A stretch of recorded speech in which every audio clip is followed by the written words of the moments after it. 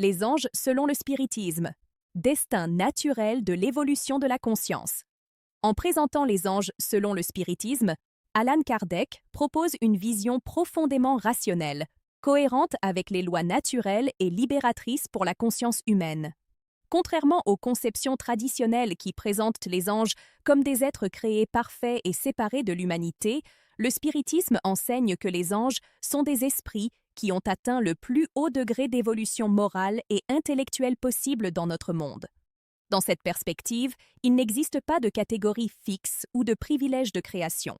Tous les esprits sont créés simples et ignorants, avec le même potentiel de croissance.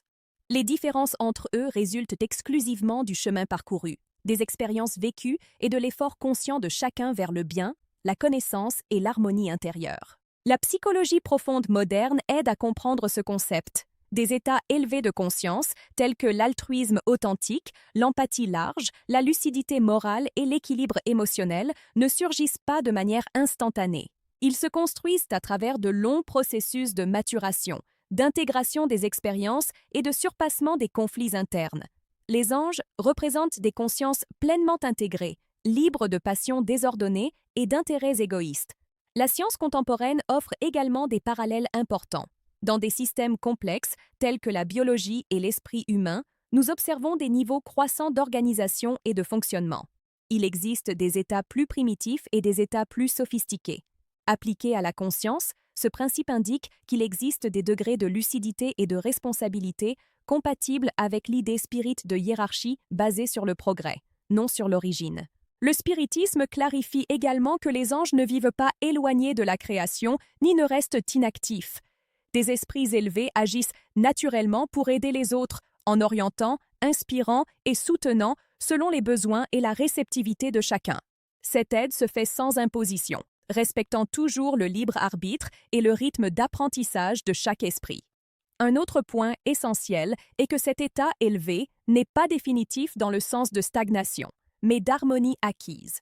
Les anges continuent d'évoluer, élargissant leur compréhension de l'univers et des lois divines, bien qu'ils ne connaissent plus les conflits moraux qui caractérisent les stades inférieurs de la conscience. Cette vision transforme profondément le sens du mot ange.